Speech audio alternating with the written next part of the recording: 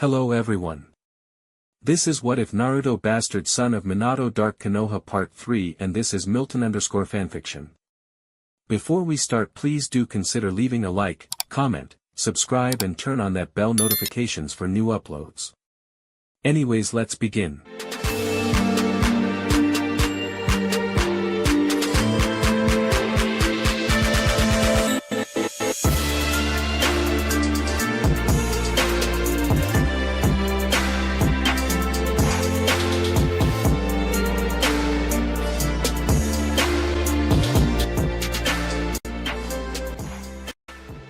Yashimaru said, "Of course he is." They were walking through the darkened streets of Suna hand in hand. Yashimaru could not remember ever seeing the little boy so happy. For his part, he tried to hide the feeling and thoughts that were swirling about inside of him. His exterior he managed to keep calm.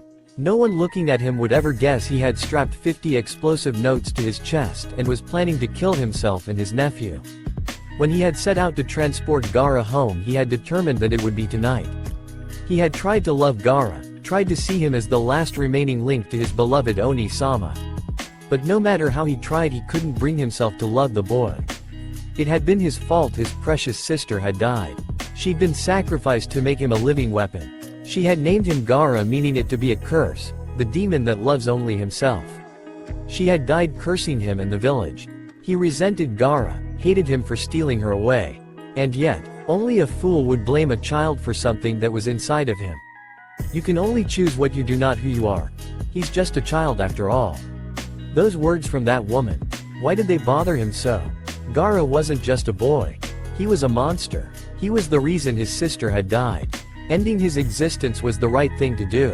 Yashimaru? The boy called uncertainly. Yes, Gaara? What is it? He spoke in the same gentle tone he had always used around him. The boy looked fearful. Uncle, would you hug me? Yashimaru blinked, caught totally off guard by the request. Yes, if you like. We are family after all. The boy held out his arms to him eagerly. Yashimaru bent down and took him into his arms.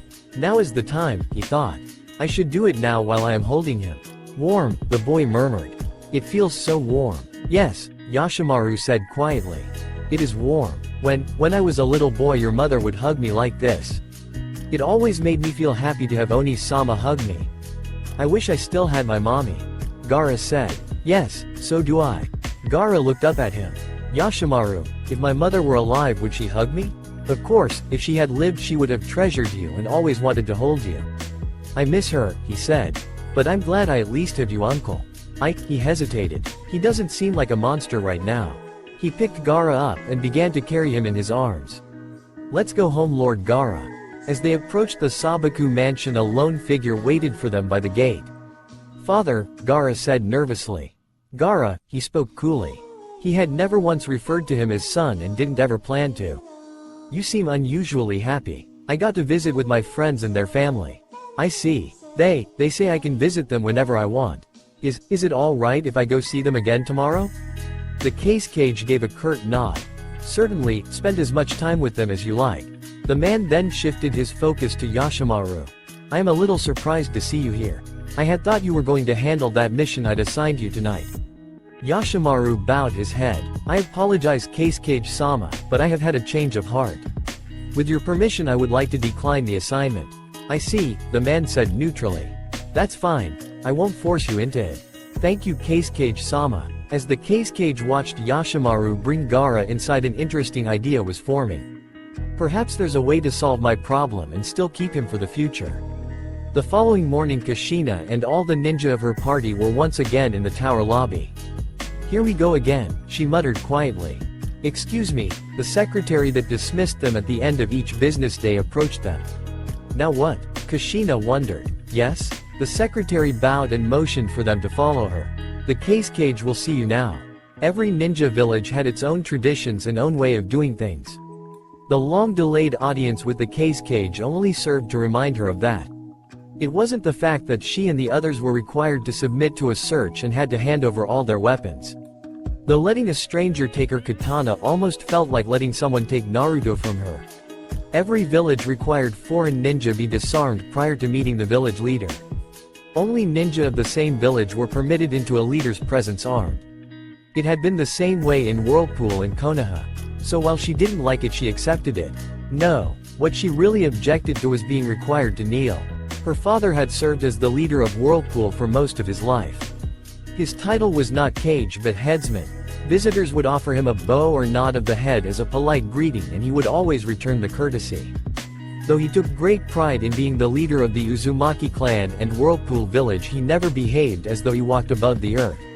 Sarutobi too, despite his other faults, was always courteous and respectful to his guests whatever their status. He was the undisputed leader of one of the 5 great ninja villages, but had a manner of a kindly grandfather rather than a powerful ruler. But apparently the Kage preferred a different image. After being searched and disarmed, they were ushered into his office and informed they were required to kneel and not speak until the Kage gave them leave. As though that were not enough, he was sitting on a small raised dais behind a cloth screen. With an open window behind him they could see his silhouette, but were not permitted to look at him directly. It reminded Kushina of stories about speaking with demigods who had come to Earth. In those tales, even glimpsing the true form of the divine was enough to cause instant death. Perhaps he is made of a different flesh, she thought unhappily. Maybe if he is cut, water or wine flows out instead of blood. But somehow I doubt it. The reverence the Suna Anbu and servants showed also bothered her. They really did seem to act as though he were a kami made flesh rather than simply the strongest ninja of the village. But having come this far and at last having been permitted an audience, she knew better than to share her thoughts. We have to be the ones to adapt if we're going to live here. I can't expect everyone to have the same traditions of home. So she went in and knelt and lowered her face as she'd been instructed. We welcome you, a voice spoke smoothly from behind the screen. Please do forgive the delay in meeting, we fear it was unavoidable. Kushina lifted her eyes, though she remained kneeling.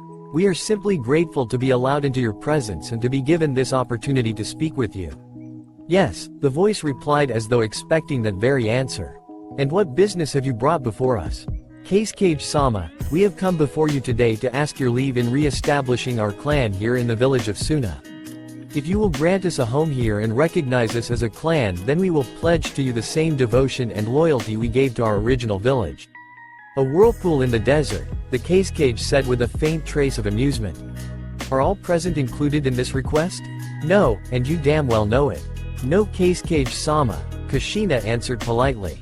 The request is only for the members of my clan, myself, my brother, and my uncle, and will of course also include our children and descendants. And what would the others ask of me? The Kage inquired. Is it your intention to remain here or return to your own villages?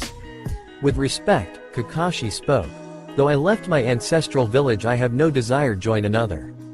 I would however be willing to work on behalf of this village on selected missions that did not take place in Fire Country or oppose the forces of Leaf. They could see the shadow of the Kage's head turned towards Kakashi. We were under the impression you had abandoned the Leaf village, yet you object to opposing them in the field? I did leave the village, Kakashi replied. For my own reasons. However, I still have many comrades and friends among the Leaf Nin and I would not want to draw their blood. As he said that, a picture of Rin's sad face came into his mind. For the famed copy ninja, we are certain that some accommodation could be reached.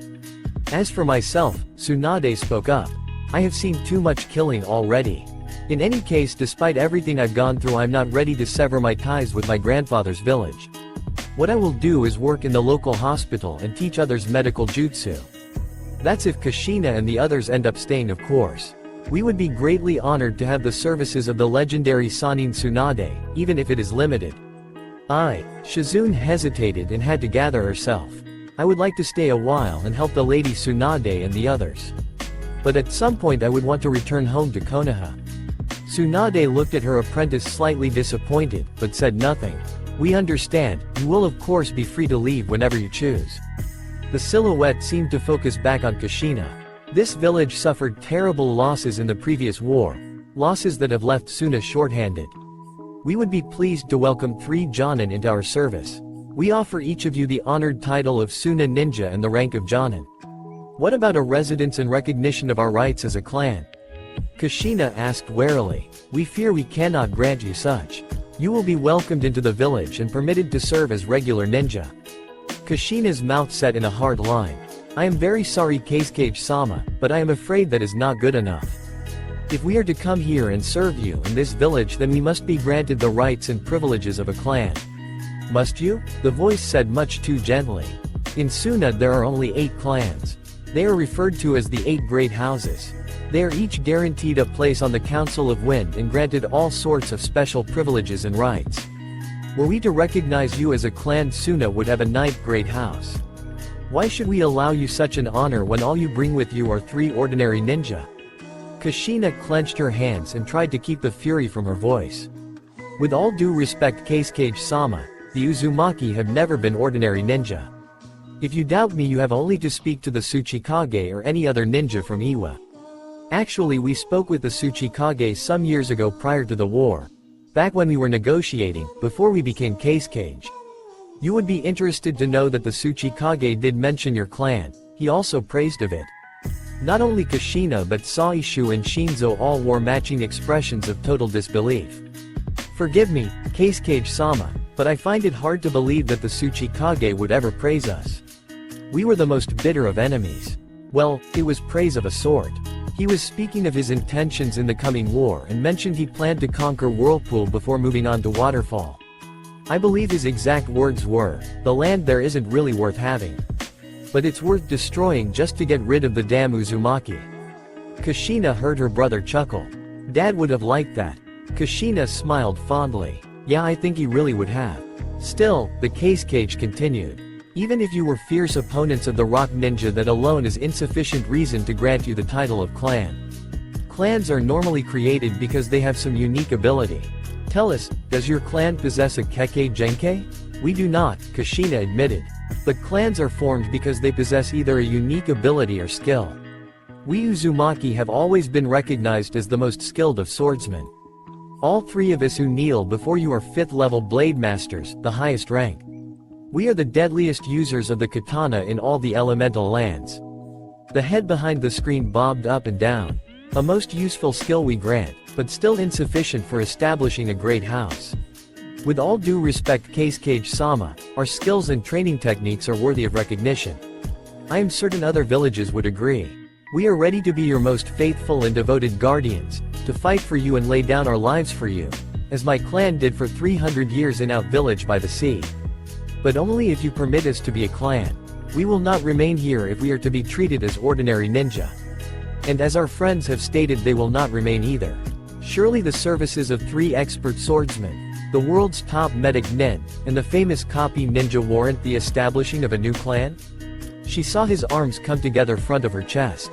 In her mind's eye she pictured a man in cage robes steepling his fingers. We fear it is not enough. Damn it, damn it, damn it, I brought everyone here for nothing. There was no point in joining a ninja village if they were not going to be allowed to stay together as a clan.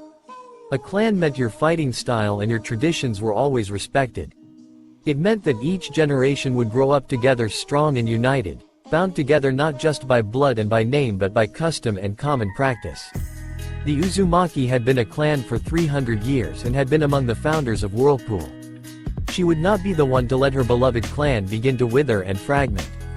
In that case, Kage-sama, I fear I have wasted your time. Without asking permission she rose to her feet. Seeing this, the others got up as well. I sincerely thank you for granting us this audience, but if you will not grant us clan status, then I think it best that we leave. Is clan status really so important to you? The Kage's voice seemed to almost purr. Kushina narrowed her eyes. He wants something. It is absolutely vital. We will not remain here without it. We could grant you what you seek. But there has been no new house in Suna in over 50 years.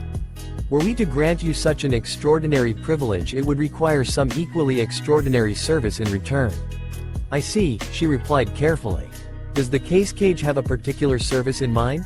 There is a child, our male offspring, who possesses the potential for great power but who we fear may be dangerously unstable and therefore a threat to all those around him. Your male offspring? You mean your son? No, there was iron in his voice. That child is not our son even if he does hold our blood. It is our wish that you adopt this child into your clan and take responsibility for him. If you will agree to this, then we will grant you a residence and name Uzumaki the 9th Great House of Suna. You want me to adopt your offspring and raise him? She was shocked. Her son was the most precious thing in the world to her. For that matter, all the members of her family were more precious to her than gold. Even her annoying brother. How could a man be so heartless as to get rid of his own son? I would have to at least meet the boy first before I could give you my answer. The Cage chuckled. You really don't know, do you? He sounded very amused. You have already met him. In fact, we believe you had dinner together just last night. Gaara? She gasped. Gaara is your son? He is my offspring, the Cage said coldly. She remembered what the little boy had told her. Everyone calls me a monster, even my family. She hadn't wanted to believe that. How could family members be that cruel to their own flesh and blood?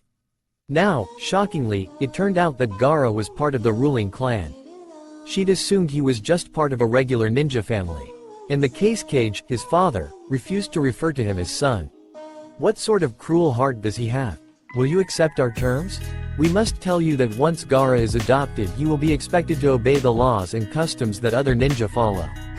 No exceptions will be made for him. The Cage sounded almost savage. Should he kill or otherwise break the laws of this village, both he and you will be made to suffer for it. He will be completely your responsibility. In every village I have ever heard of, a ninja is free to defend himself if attacked, and his fellow ninja would be free to help him, Kushina said coolly. Is that also the case here? It is, the Cage replied. In Konoha, the clans were given the right to deal with trespassers in any way they chose, including killing them on sight. The shadowed head bobbed up and down. We have a similar law. The clans are considered to be sovereign within their estates. Kushina took a deep breath. In that case, Cage-sama, I will adopt Gaara myself. He'll be my second son. I will raise him to be a fine Uzumaki, and I promise I will keep him safe. Be certain to keep the village safe from him as well. Just so long as the villagers don't try and attack him, she said happily. She again saw the Cage nod again behind his screen. Very well then, we will grant you the rights and privileges of a clan and great house. Kushina nodded and allowed herself a tiny smile.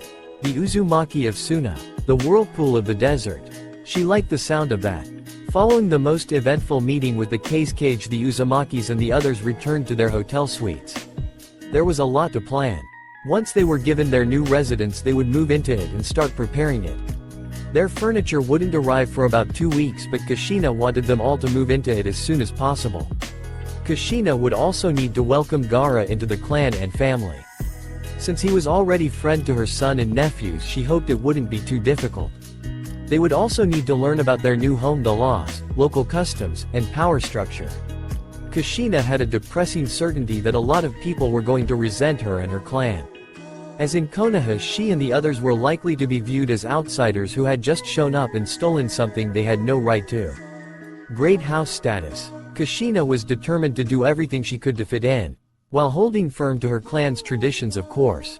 While the Uzumaki, Tsunade, Kakashi, and Shizune were discussing these plans, they had an unexpected visitor.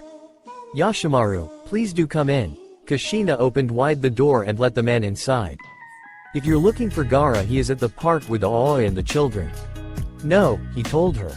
I was actually hoping to talk to you and your kinsman. Is it true that the Cage has asked you to adopt Gaara? And that you have accepted? It is, Kushina confirmed with a grimace. And to be honest, I think it will be best for everyone involved, especially Gaara.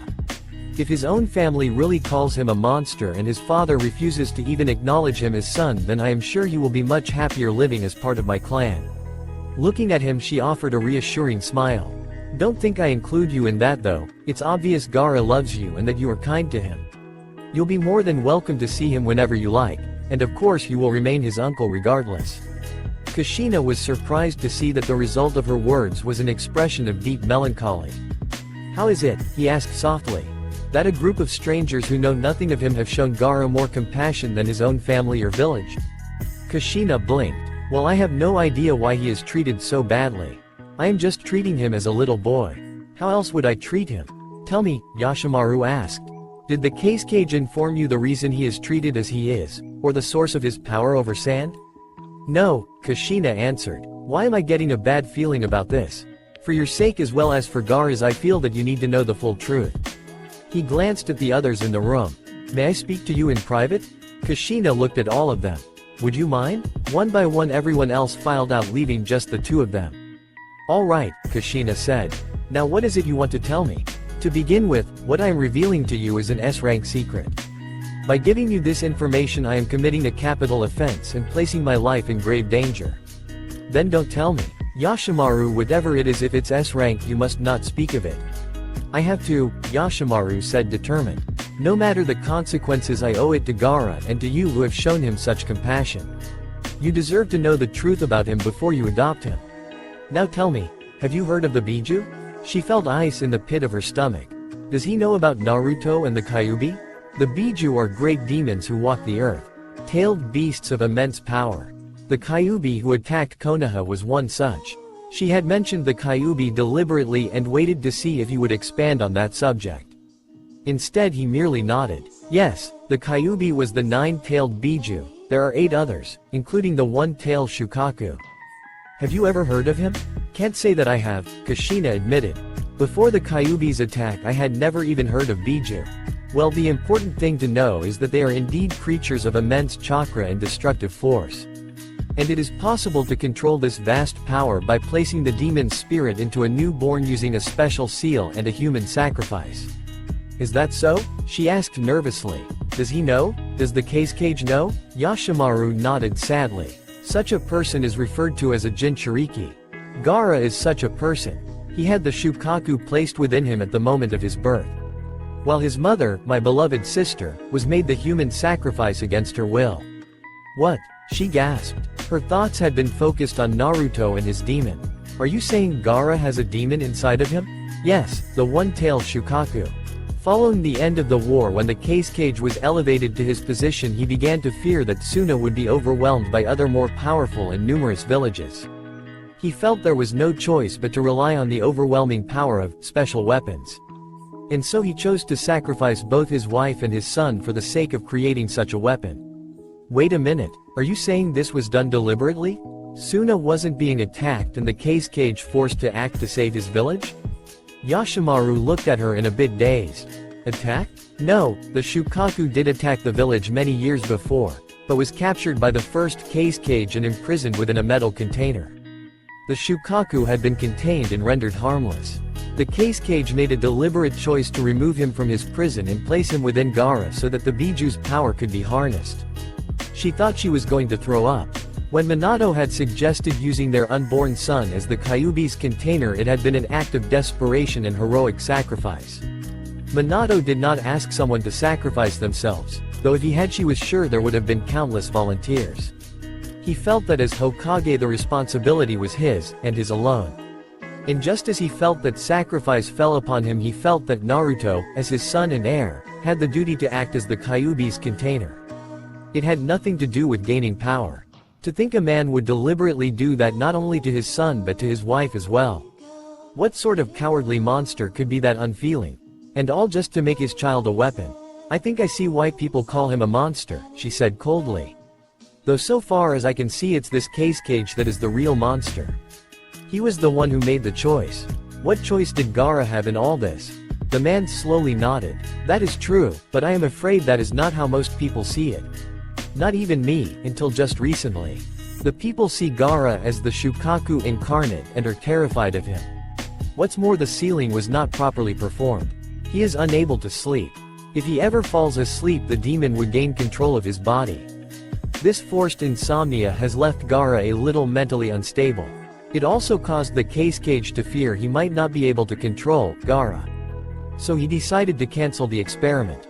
Just what the hell does that mean? Cancel the experiment? He ordered that Gaara be killed.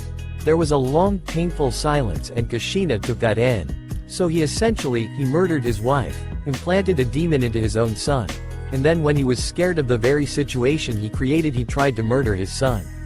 The more I learn about him, the more and more I wonder if I shouldn't have brought my clan somewhere else.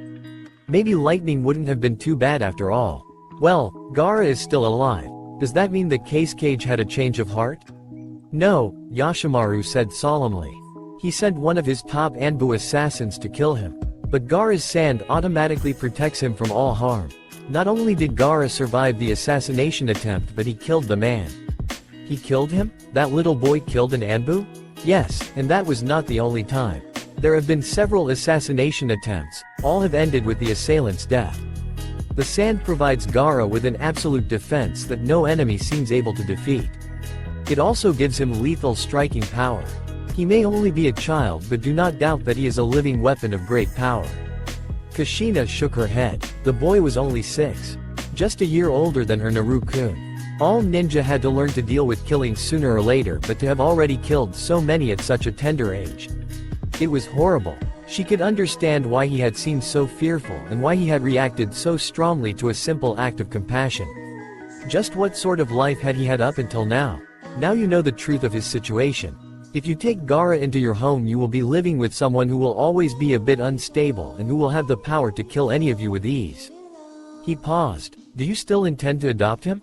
Of course, she snapped. Do you think I'd let that poor child endure that sort of abuse a minute longer?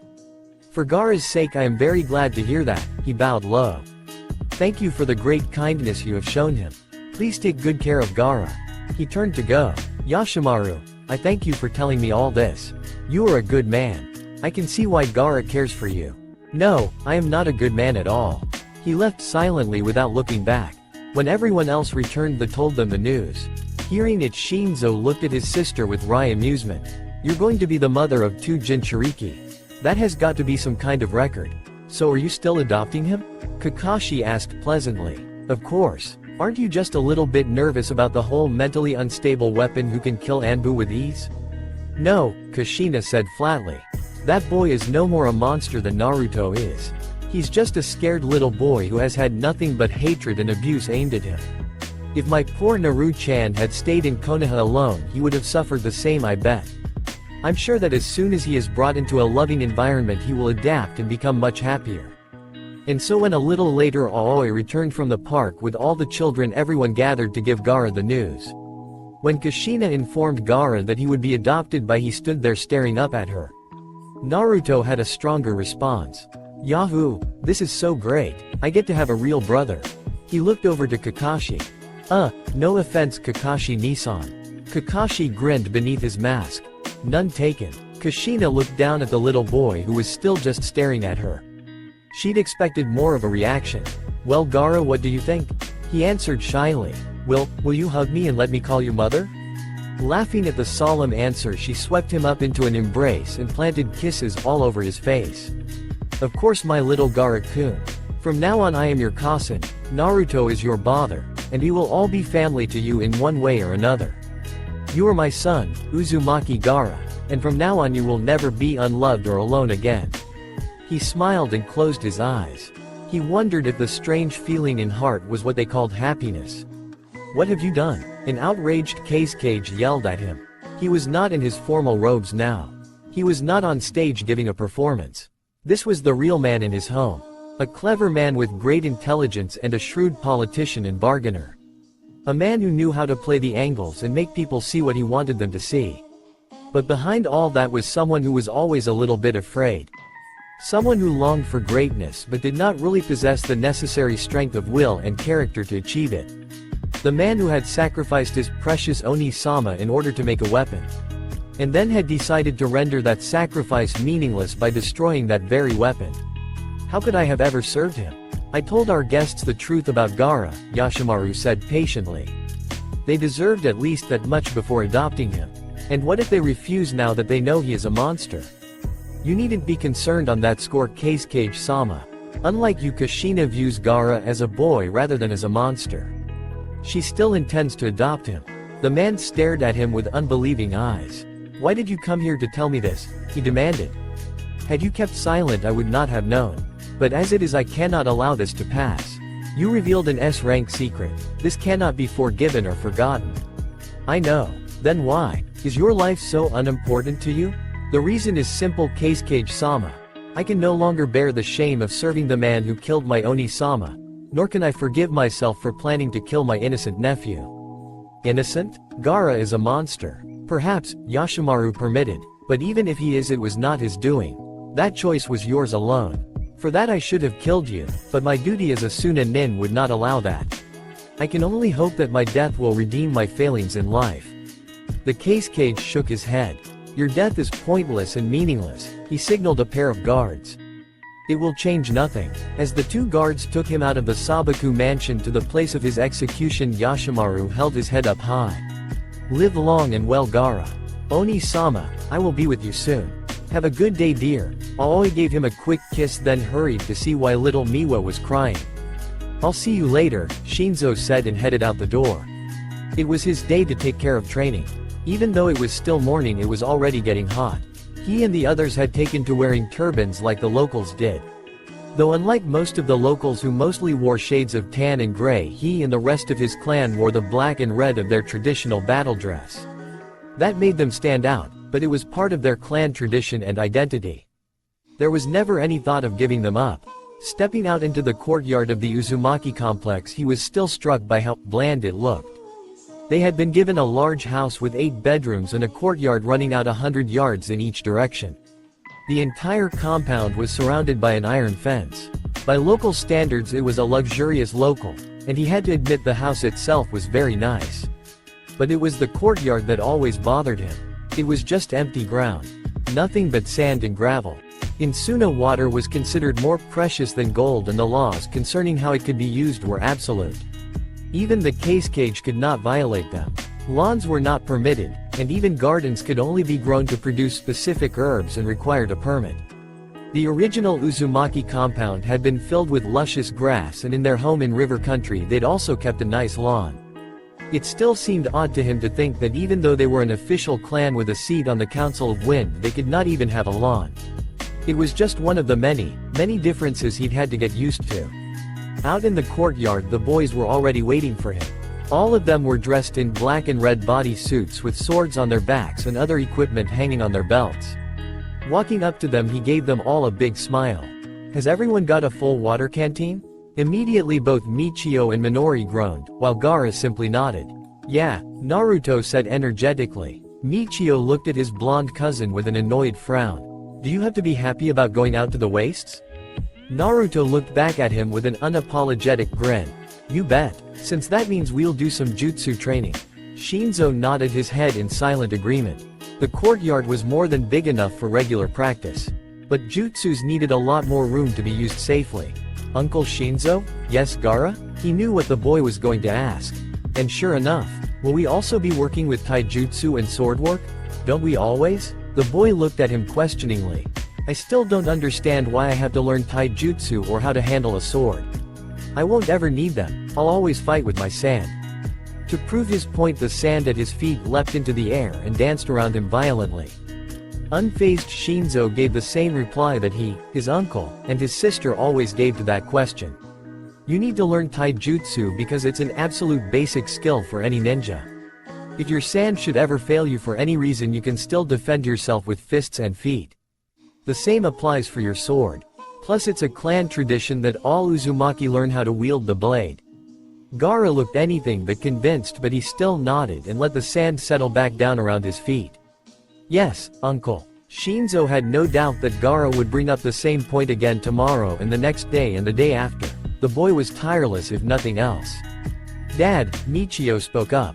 Are we going to do circle drills? In reply, Shinzo leaned forward just a bit and grinned malevolently. What do you think? Now all the boys but Gaara let out a groan. You know that's child abuse. Michio said. Just try and think of it as a clan tradition, son. Your granddad did it to me, and so now I must do it to you. Now let's get going. Without any real complaints, the 4 boys formed up and they went out the gate. As they left, Shinzo looked back at the clan symbol that was on the gate. The image of a swirling whirlpool, the symbol of Clan Uzumaki, 9th house of Suna. That at least had not changed. Suna, like Whirlpool Village but unlike Konoha, had no designated training grounds. Being surrounded by an endless tract of open flat ground, instructors were permitted to take students out of the village for training purposes. Once outside, they would simply pick out a spot and get to training. These training sessions would last all day, so it was important that they all had water. As they were walking through the village towards the gate, they drew plenty of hostile looks. No one said a word, no one made a gesture. All the people seemed to have the courage for was to look. They all knew the target for the hateful stares. Gaara had his mask on and he was looking right back at them as though they didn't exist. When Gaara was in the compound surrounded by family and friends, he would smile and laugh and seem like a normal good-natured kid. Except for the pile of sand that followed him about like a puppy. Whenever he left the compound, the mask came firmly into place. He never reacted to anything and pretended to be totally apathetic. It was Naruto who reacted to all the glares and hard looks. He hated the way people treated his big brother, and just because he could do things with sand. To him, what Gaara could do was amazing and should have been respected, not hated. At this point in time, neither boy knew what a Jinchuriki was or what the seals on their bodies were for. A tiny growl was coming from the back of his throat.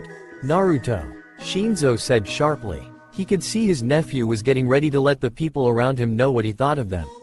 What have I told you about self-control? A ninja does not ever lose control of himself for any reason. Naruto looked at him, clearly upset. But shouldn't I defend Gaara when he's attacked? If he is attacked physically, then of course, we will all draw our swords and protect him. But to lose control of yourself and start shouting at people just for looking at him is not proper behavior. You don't need to protect me, Gaara said quietly. If anyone attacks me, I'll deal with it. You don't need to endanger yourselves for my sake. Shinzo looked at him and frowned. Anyone who attacks one Uzumaki attacks us all. Of course we would fight to protect you. Just as I am sure you would fight to protect Naruto or any of us if we were attacked. Besides, do you have any idea what your mother would do to me if I let anything happen to you? That almost got a smile out of Gaara. Come on. Let's not waste time worrying about what people think. We have training to do. They left the village and headed out into the wastes without incident. A very weary Sarutobi was trying to bring this meeting of the council to an end. Hyuga Hiyashi had not attended due to the sudden downturn in his wife's condition. Uchiha Fugaku had taken advantage of his main rival's absence to dominate the proceedings. Sarutobi kept a very wary eye on the Uchiha clan head. Rumors were floating about concerning attempts to make deals and draw closer to some of the other clans. He was trying to increase his power base. Given the vast wealth and influence he already enjoyed thanks to the Uchiha clan and the military police his clan dominated, the man might become a real threat. There were already whispers that he was aiming at become the 5th Hokage. Just how far are you willing to go, Fugaku? Sarutobi wondered. That the man was ambitious there was no doubt. So long as he acted within the law, Sarutobi had no real objection to his pursuing the position of Hokage. But he'd begun to receive disturbing reports from a special source that suggested the man had much more ruthless intentions. If there is nothing else, let us conclude this meeting of the council, Sarutobi said. Actually, Hokage-sama, there is one more piece of business I would like to bring up for debate. Fugaku spoke. Sarutobi nodded wearily. Very well, what is it you wish to discuss, Fugaku? I want to authorize a hands mission to Suna to kidnap or kill Uzumaki Naruto. Hyuga Hana was lying in her bed with her daughter Hinata lying comfortably next to her. Hana was exhausted. She'd fought the sickness for more than a year. She'd wanted to go on living, not just for her own sake but for her darling husband and her precious daughters. She didn't want to leave them. But she knew she would have to leave them soon. Her vision was failing and just breathing was getting to be hard. The disease had sapped her of her strength bit by bit, until she did not have the strength to even go on living. Along with Hinata, her darling husband and several members of the clan were there as well, watching over her. She stroked her daughter's hair. Hinata was such a good girl, how she hated having to leave her. Hinata-chan? She whispered. Yes, Mama? Hinata-chan, my darling, do you know Mama loves you? Yes, and I love you, Mama. Hana smiled and hugged her daughter with all her remaining strength. Hinata-chan, Mama is going to be leaving you soon. With those words, the others in the room began to murmur. Hiyashi remained rigid and silent, his eyes locked onto the scene before him. Hinata squirmed and pressed herself against her mother's chest. Are you going to die, Mama? Yes, she breathed. Yes, I am afraid I am. I don't want to, but I fear there is no choice. Please don't die, Mama. Hinata wailed and began to cry. Oh my darling, I would stay with you forever if I could. But Kami follows his own plans and he has decided that my time on earth is at an end. Be brave, my precious child, and watch out for your little sister. Know that even after I am gone, I will always be with you in your heart. I'll be brave, Mama. Good, my darling, now please let me rest for a little bit. She looked up at the others. I'd like everyone but my husband to leave, please. Taking Hinata with them, they slowly filed out, leaving the two of them alone. Hiyashi sat down on the edge of the bed and gently took his wife's hand into his. "My darling," he spoke with a rare tenderness. "Hiyashi, my love, my husband, there are things we must speak of before it is too late." "As you say, my wife," he answered solemnly. "I am here and I am listening." "Hiyashi," she looked up pleadingly. "Please, when I am gone, be gentle with our girls, be a kind and loving father to them. I promise you, Hana, that I will be a responsible parent and that I will see both of our daughters are worthy of our clan's main branch." "That is not what I asked you," she said weakly. "Hiyashi, be kind and loving to them, just as you were to me. I want you to smile and laugh as you did when we were younger. I've seen you change, Hiyashi. When your father died and you